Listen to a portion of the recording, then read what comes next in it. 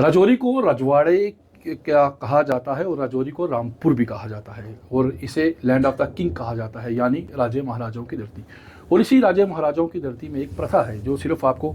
होलियों में नज़र आती है, और यहाँ पर एक बाबा भैरवनाथ की झांकी निकाली जाती है।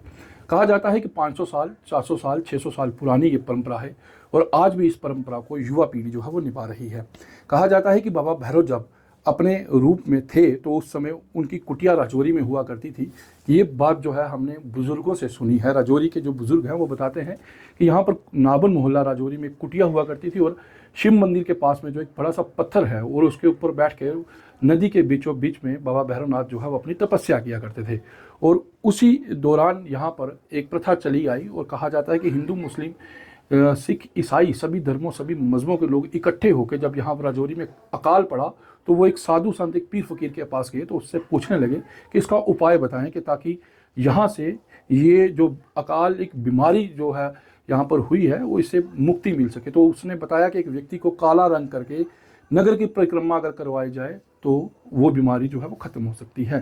तो लोगों ने उसी तरह से एक व्यक्ति को काला रंग किया और उसके बाद उसकी नगर की परिक्रमा की और उस व्यक्ति के बाद बनने के बाद वो जो बीमारी थी वो राजौरी से दूर हो गई और राजौरी में फिर से खुशहाली लौट आई। और उसके बाद एक प्रथा चली आई, फिर पहले दिन हनुमान जी की झांकी और उसके बाद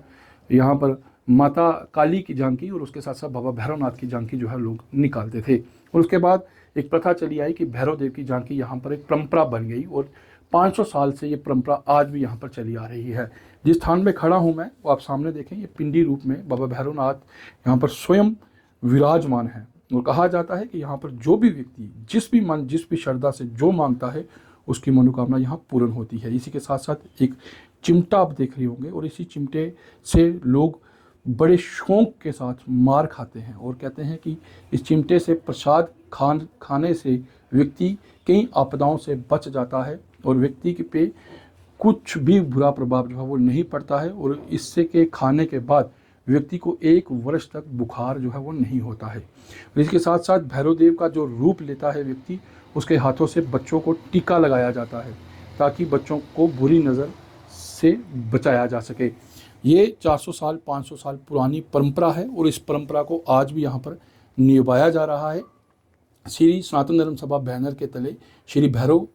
कमेटी राजौरी जो है वो बनी हुई है और इस पूरी कमेटी की अध्यक्षता विशाल दत्ता, निशु गुप्ता, राजेश शर्मा, खगेश शर्मा और कई तमाम जो मेंबर हैं वो इस कमेटी के जो सदस्य हैं वो पूरी बाखूबी तरीके से इसको निभाते हैं। और आज भी युवा पीढ़ी ने इस परंपरा को जीवित रखा है और 400 साल, 500 साल पुरानी परंपरा आज भी राजौरी के अंदर चली आ रही है। अगर आप ये झांकी देखना चाहते हैं तो उसके लिए आपको सिर्फ राजौरी आना होगा, क्योंकि राजौरी के सिवा बाबा भैरवनाथ की झांकी इस तरह की आपको कहीं पे भी और देखने को नहीं मिलेगी। और जो लोग राजौरी छोड़कर जम्मू या दिल्ली या कहीं और चले गए हैं वो अक्सर होलियों के दौरान यहाँ आते हैं और यहाँ आकर जो है बाबा भैरवनाथ की झांकी में आनंद उठाते हैं और बाबा भैरवनाथ का प्रसाद रूपी चिमटा भी खाते हैं और यहाँ आकर नतमस्तक भी होते हैं, क्योंकि बाबा भैरवनाथ के मंदिर में जो भी आके नतमस्तक होता है उसकी हर मनोकामना बाबा भैरवनाथ